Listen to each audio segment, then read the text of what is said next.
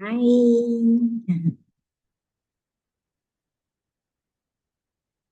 Hey, welcome back. This is ACI 6. We are on class 4, chapter 3, part 2 on Diamond Cutter Sutra.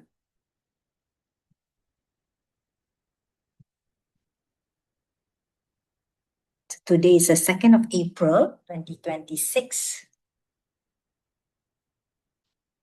Just checking if you have done your homework. Can you please type in the chat 1?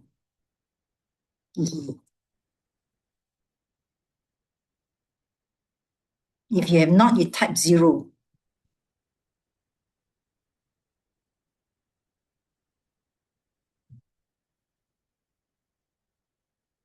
Good. So I see all 1.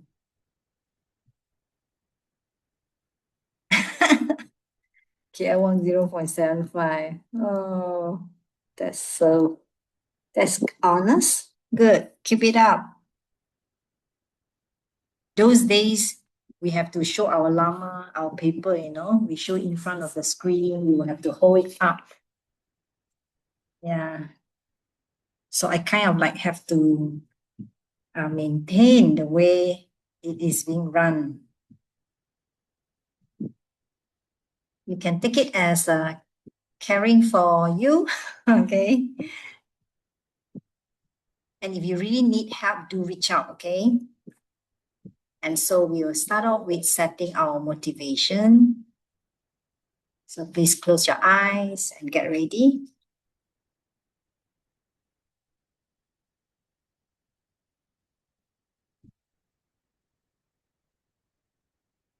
And bring your awareness to your breath until you hear from me again.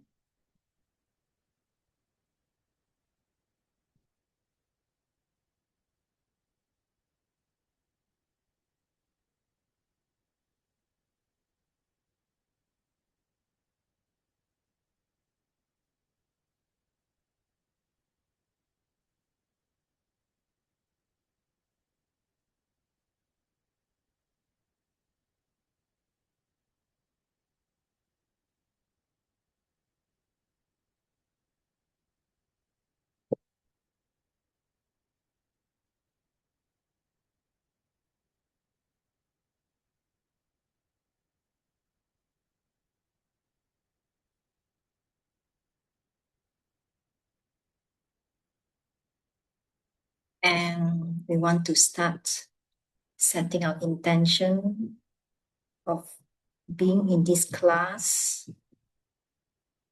Diamond Cutter Sutra, profound teaching on wisdom,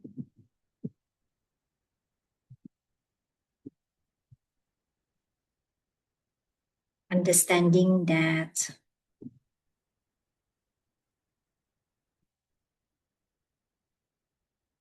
helps me to put a crack in my misunderstanding, putting a crack into the root of all my problems and suffering in life.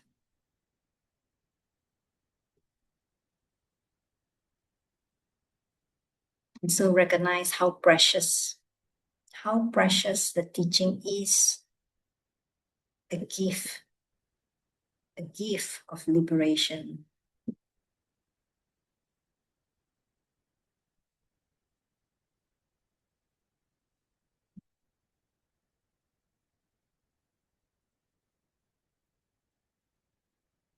And so we are so grateful. And there's no payment for the class. And so we offer the offering of the mandala, the perfect world that we are going to help to create.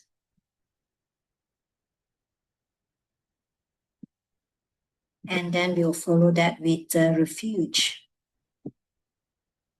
So here is the great earth, filled with the smell of the incense, covered with a blanket of flowers, the great mountain, four lands, wearing a jewel of the sun and the moon. In my mind, I make them the paradise of the Buddha, and I offer to you by this deed. May every living being experience the pure world. Idam Guru Ratna Mandalakam Niyatayami.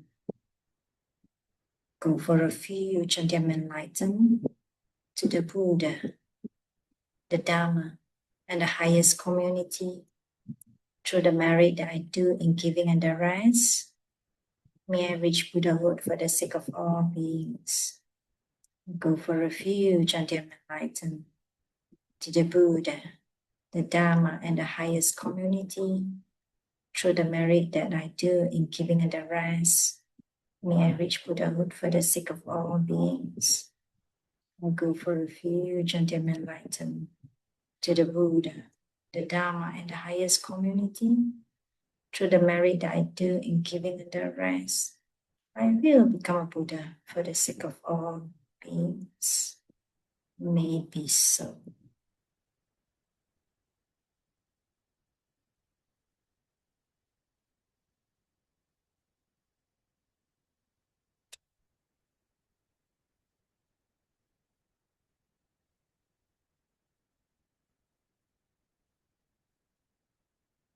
Bring your mind back here. Open your eyes when you're ready.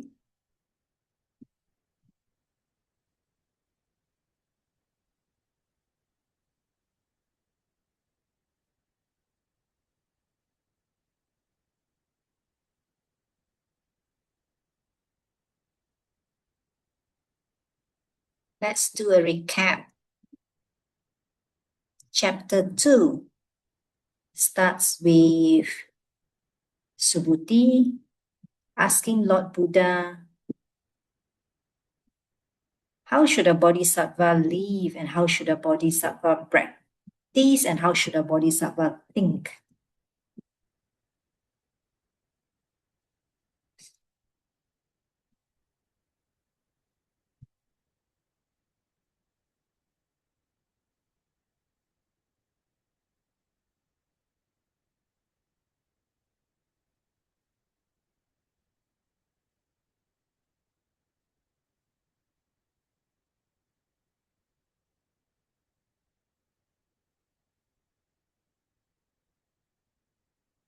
Okay, and so Lord Buddha says, I will bring, bodhisattva should think in that way, I will bring to nirvana all living beings, all beings that we call living beings, born from bring them all to nirvana. And even if I manage to bring them all to nirvana, none of them ever was brought to nirvana. And we know that the punchline is because we are thinking in a self-existent way, the self-existent being. There are two important, should I say it, a phrase or paragraph in chapter 2, and that ends with where Lord Buddha says that we cannot call a person a bodhisattva. We cannot call them a bodhisattva who do not realize the meaning of no self nature if they're thinking in that way. Where is the other paragraph? So there are two paragraphs in chapter 2 just to help you to refresh your memory. This is the one, the second paragraph. So we cannot call someone a bodhisattva if the person is still holding on to things as existing truly. Okay, so the key thing about this is a bodhisattva is a person who have this wish, right? The wish, the bodhicitta. I want to become a Buddha and I want to bring everybody to become a Buddha. I want to be free from suffering and I want to bring everybody to be free from suffering. So that wish have to be imbued with emptiness, with the correct view of emptiness. So the key thing here is a bodhisattva. We cannot call the person a bodhisattva if he is still thinking, holding on to things as self-existent. If he's still thinking that things exist truly, truly means exist from their own side, with some nature from their own. Okay, that is in chapter 2. So a bodhisattva would be someone who understands emptiness, who realize the meaning of no self-nature. Okay, that one okay, yeah. So chapter 2, close my chapter 2. Then chapter 3, and that leads us to chapter 3. Oops, I closed my chapter 3. Okay, where's my chapter 3?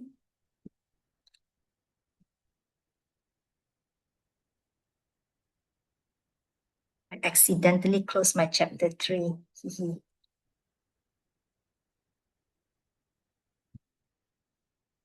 So chapter 2 on that 2 parts, right? Then chapter 3, we are talking about, they continue from chapter 2, that a bodhisattva who understand, a bodhisattva should be someone who understand the true nature, understand that things have no self-nature. And when they perform giving, the act of giving,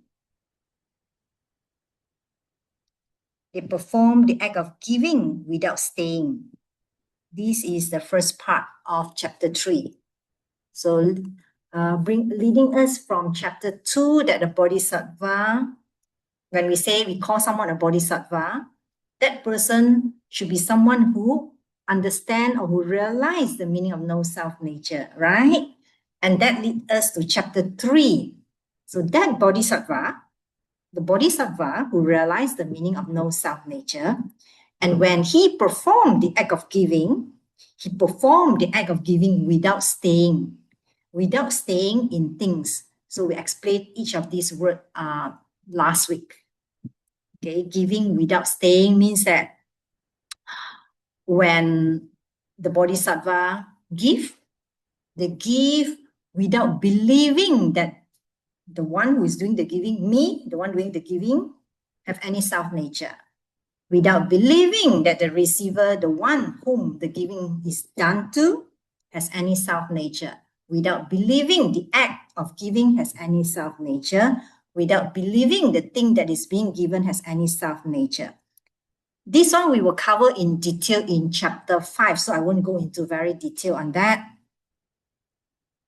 Okay, and that we try to connect the dot that Lord Buddha later on talk about the bodies of the Buddha, right? So where is the connection? You say, oh, the giving itself,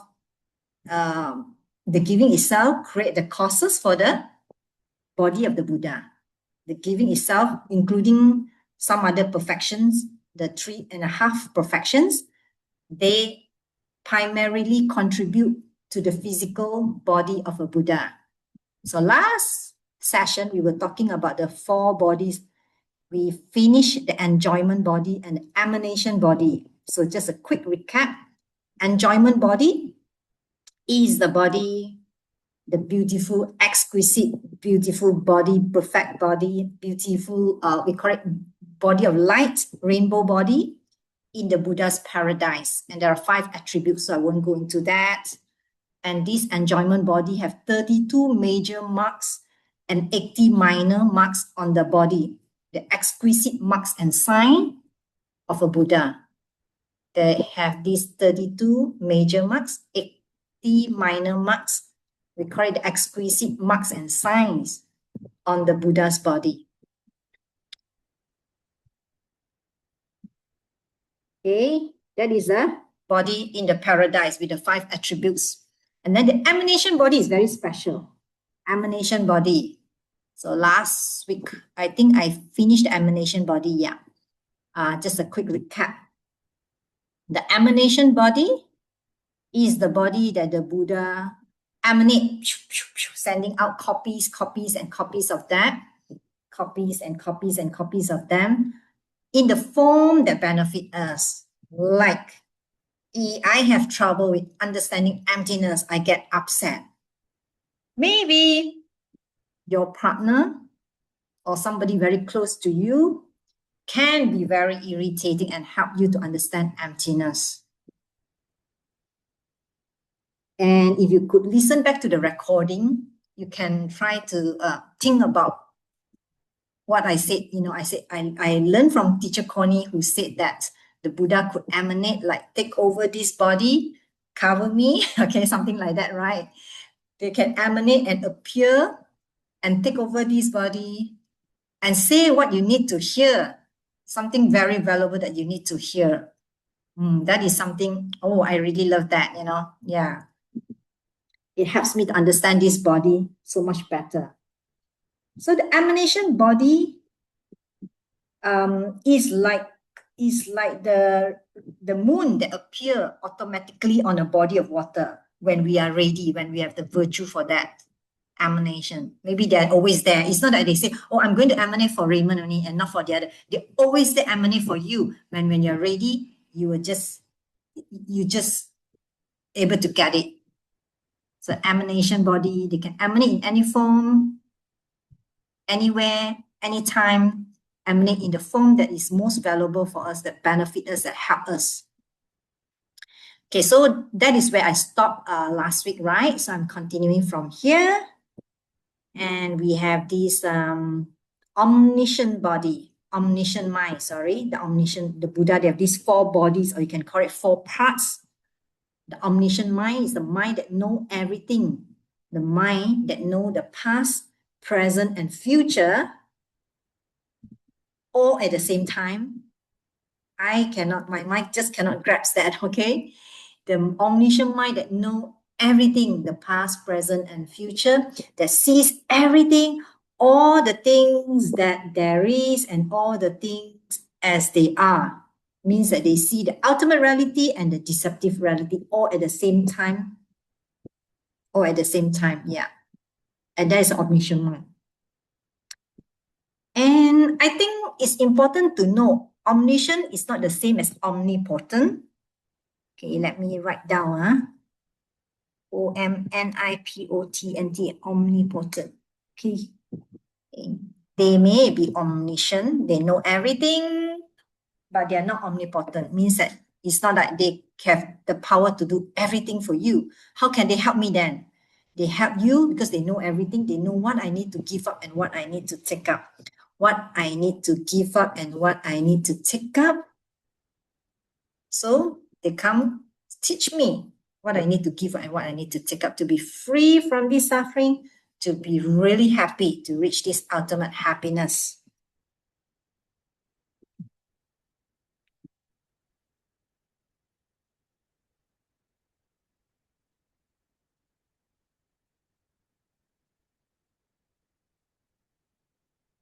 That is the omniscient mind. The mind that know everything. If that is the case, means that they can see us right now, right? Means that they can see me. They can see me. They know me. They know what I need to give up, what I need to take up. And the essence body is very difficult for me, okay? Essence body is the emptiness of the other 3 bodies. It's called the essence body, the emptiness of the other 3 bodies. Okay, and there are 2 parts. Essence body, one is the cessation of mental afflictions, or the stopping of all the mental afflictions and our ignorance. But the more I think about it, I understand a little bit more, understand more and more and more and more. Okay, so the essence body is like a blank screen, the potential. That one we understand, right? Yeah, so there's another part. There are 2 parts to that. One is a cessation. I finally understand. How I understand is, my way of looking at that is, cessation is also an absence, right? Cessation, the stopping. Okay, it's a cessation of what? Cessation of our mental affliction. Okay? Cessation of our mental affliction. And cessation of what? or we have this problem, ignorance, right? So the cessation of our ignorance. You click on that. Okay, so the essence body. Two parts to that. Okay, you can see this.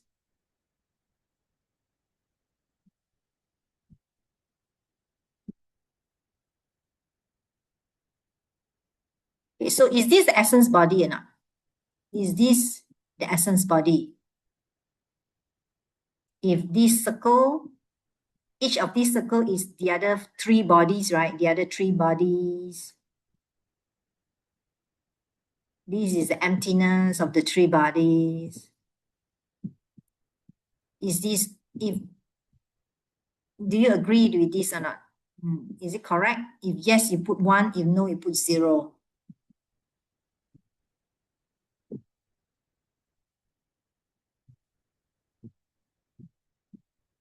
Yes, Raymond said yes. Raymond, if you remember in ACI 1, we learned there are two obstacles, right? One is to reach nirvana is the mental affliction where we already clear we reach nirvana. The other one is the obstacle to enlightenment, obstacles to omniscience. Yeah.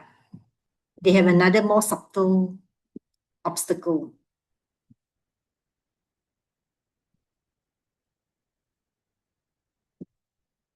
You want to take a guess, 1 or 0? 1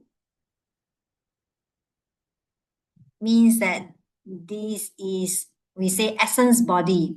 Essence body is emptiness of the other three body. If you agree with this, you type 1. If you don't agree, you put 0. Wow, very brave couple. Rache say yes, and Zain say no. Then the rest all say yes. KL Wong say no.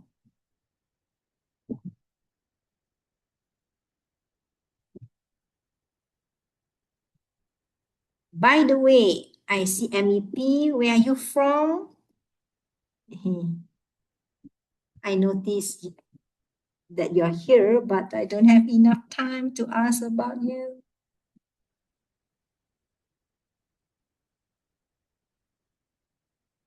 Great.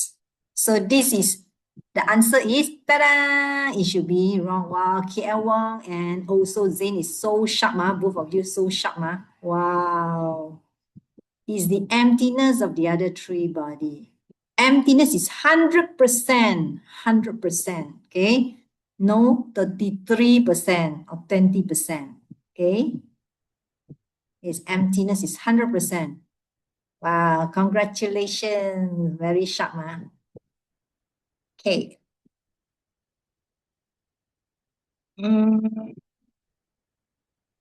Okay, so this is the question 2 in your homework. Okay, name the 4 bodies and describe each briefly. So I'll go through quickly with you. A, essence body is the emptiness of the other 3 bodies, or we call it the 3 parts of an enlightened being. Okay, this essence body is the blank screen, or we call it the potential, to provide the potential for the enlightened being to perceive themselves as enlightened beings. Okay, B, the next one, enjoyment body, the one in the paradise one. Okay, by the way, the essence body, the Tibetan word is, wow, this one very complex. Let me see. The Tibetan word for this one. I did copy down my Tibetan. Okay, so this is my own notes. Okay, Nimana Kaya is the one that they emanate. Sambhoga Kaya is the one in the paradise. Is in the paradise, okay? And then you have this Swabhava Kaya is the emptiness, the essence body, emptiness body, the essence body. And Janana Dhammakaya, I hope I pronounced correctly. That one is the omniscient mind. It's for those who want the Tibetan word.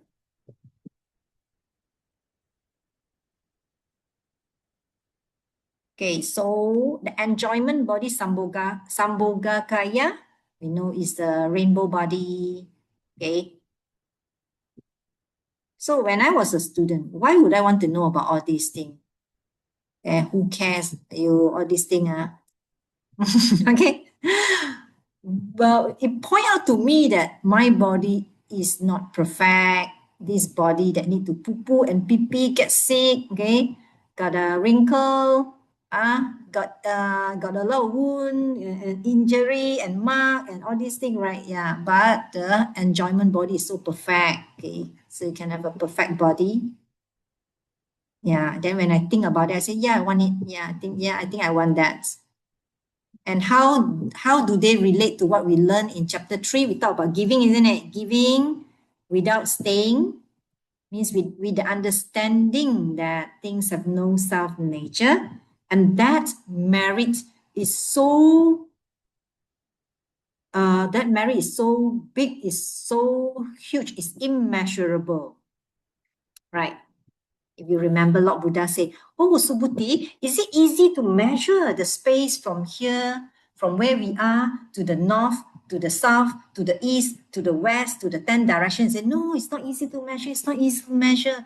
Yeah, that's just so like the merit collected by a bodhisattva who do the act of giving without staying.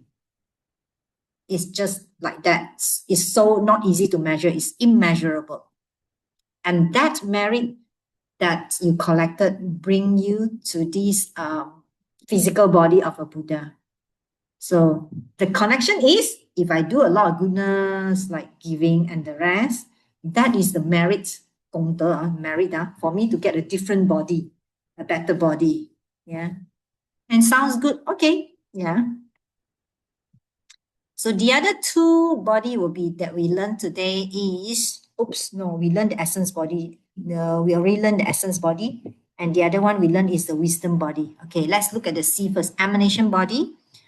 This is the physical form that enlightened being, they send out automatically, spontaneously, yeah, without any conscious thought to do so, into suffering world, appearing to us in any way as a living being or as inanimate object. Look at it now. Not only living being, they can be inanimate object, which may be of benefit to us. And they say here the classic emanation body is Shakyamuni Buddha, this walking on our planet. And the wisdom body is the omniscient mind that perceives all things of all times, past, present, and future in the universe, both in our normal reality or conventional reality and ultimate reality. Okay. That's it, the four bodies. Okay, the main thing now, that is just now, that one is just an introduction. We now go into something very, very interesting. Okay, so this is the conversation. Remember, the Dhammakarta Sutra is about, you can see the conversation between Subhuti, a junior monk, a junior disciple. He is said to be the emanation of gentle voice, Manjushri, and know what to ask. And he asked Lord Buddha the question, then Lord Buddha answered the question. So the whole sutra is about that. So Lord Buddha asked Subhuti, hi Subhuti, what do you think? Should we consider someone to be one thus gone, means Buddha, because he possessed the totally exquisite mark on a Buddha's body?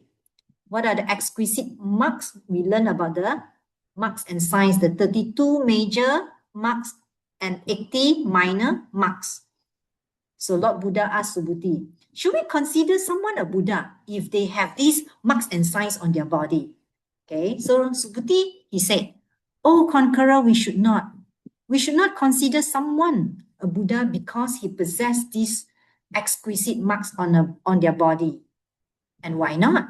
Because when the one thus gone himself described the totally exquisite marks on a Buddha's body, he stated at the same time that they were impossible. So in short, Lord Buddha asked Subhuti, should we consider someone with these marks on their body a Buddha? Subhuti said, no, we cannot consider them a Buddha. Why? Because the Buddha himself said that this is impossible. Buddha himself said this is impossible. So the next one, the Lord Buddha say, then the conqueror also means Buddha, conqueror, spoke to the junior monk Subhuti again as follow. Oh, Subhuti, what do you think? The totally exquisite mark on a Buddha's body are, as such, are deceptive. The totally exquisite marks on a Buddha's body are also not deceptive, but only insofar as they do not exist. And so you should see the one thus gone as having no marks at all. So Lord Buddha said, those marks they are deceptive. They say one time they're deceptive. The second time, Lord Buddha said they are also not deceptive. What does that mean? First time when the Lord Buddha said deceptive, why he said about the marks are deceptive? The marks are deceptive in the sense that it looks like the marks on the body, right? It seems that they exist from their own side. It seems that the marks and sign exist truly from their own side, but they are not, right? We know that they are not. They do not exist truly, and therefore they are deceptive.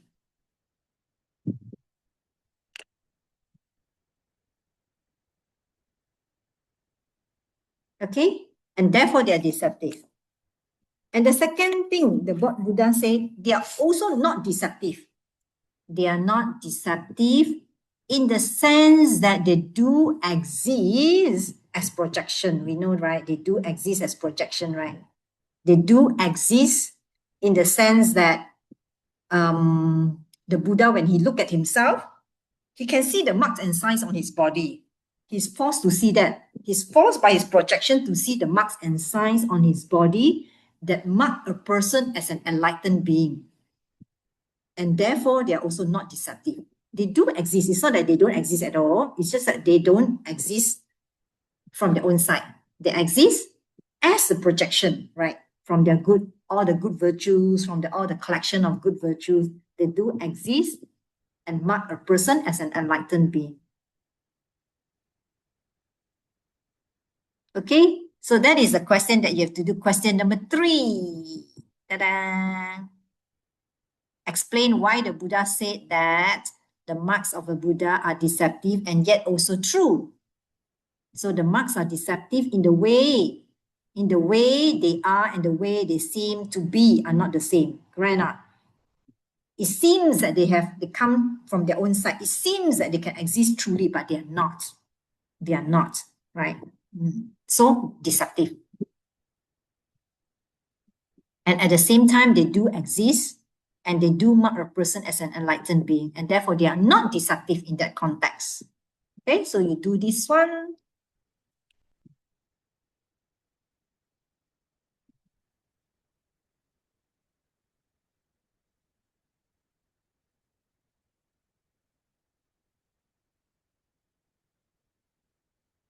Okay, Laura and Daniel said, what marks on the body? Okay, so that is, we covered the enjoyment body last week, and we say that they have these 32 major marks and 80 minor marks, like a certain that the palm, they say they have this like the wheel of like the wheel, things like that, the leg and all these things. I don't know, all those marks and signs that mark them as an enlightened being. I'm not seeing an enlightened being, so I don't really know. Okay, I know there's another teaching that described in detail, if I'm not mistaken, Kamala Shila's teaching on the marks and signs of a Buddha's body, and they explain the correlation. What are the virtues that they have done that create a certain mark and sign on their body?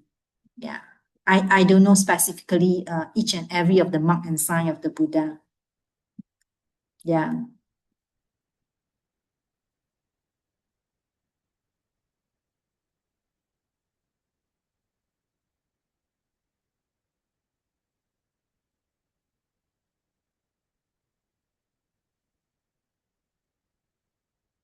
Okay.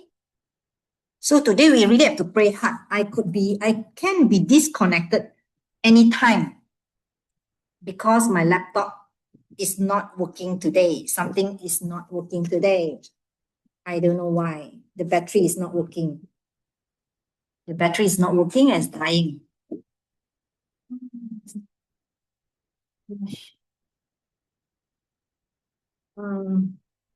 Let me see if I can send I'm not sure if my battery is dying. Oh, how many percent is dying very fast? Ouch. 20 minutes. 20 minutes will be locked off.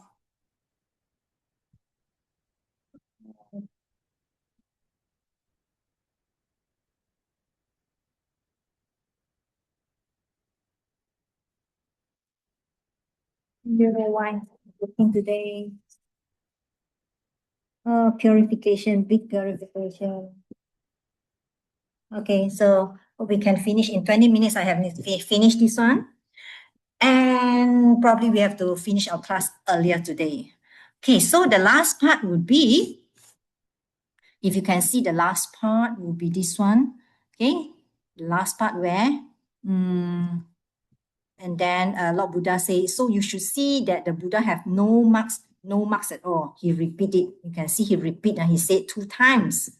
He said 2 times. He said, so you should see that their bodies have no marks at all. Why he said 2 times? First time he said no marks, he's referring to the physical body of the Buddha, that they have no marks. The physical body have no marks that exist truly. Always remember, means exist self-existently. They don't have any marks. When they say the first time you say no marks, they are referring to the physical body of the Buddha, that they have no marks, that they are empty. They are empty of existing from their own side. They are empty of existing truly. Okay, there's no physical marks that exist truly. Okay or not?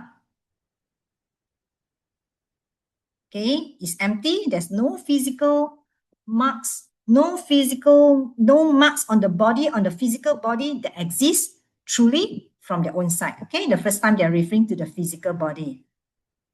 Okay, second time they say no marks, they're referring to the mind of the Buddha, the mental, the mind of the Buddha.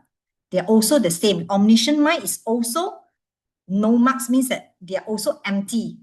They're empty of existing truly, of existing from their own side.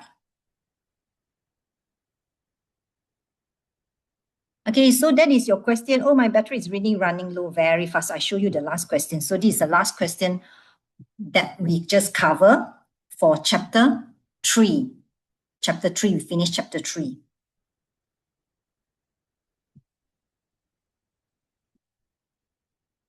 If I got logged off, I'll try to log in from my handphone. Okay, I'll try to log in from my handphone shortly.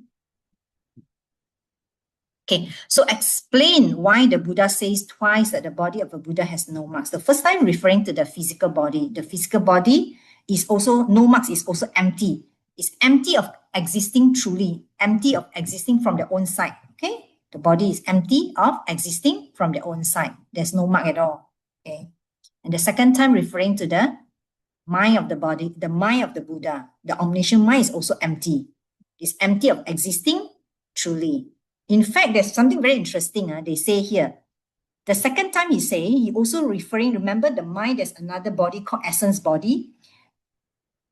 Is mainly referring to this essence body, and that is difficult. As we know, the essence body is the emptiness of the other 3 bodies, right? So my teacher Sarani say, can you have an emptiness body without the, what she said, let me see. Can you have an emptiness body? You have to cook on this. Can you have an emptiness body without appearing body? Can you have emptiness body without the appearing body? Cook on that. That is the answer for this one. It's really hard on that part. Okay. I can understand on the omniscient mind that is empty of existing truly. But to also understand the essence body is also empty. What? I thought the emptiness body, the essence body, is the emptiness of the other 3 body and is also empty. And the answer is, can you have an emptiness body without appearing body? And that will help you to cook on that. And I finished chapter 3. I will be logging off and try to log in again using my phone. Okay, and that's it. Okay, I give you a 5 minutes break, and this is your meditation. Okay, do a review meditation on the characteristic of the 4 bodies. All right, I'll be logging off. And before I end this, my call, I think the main thing will be there's not a single thing that we can experience, that we can happen to us, that is not coming from our projection. And so this thing, when being disconnected, is coming from my projection, from my bad seeds ripening right now. Okay, I have to see that. Never before this, my first time in my whole life. My battery died while I am having a Zoom call. Okay, 5 minutes break. You can stop the recording. We finish our class 3. I want to do class 4 in 5 minutes time. You can stop the recording now.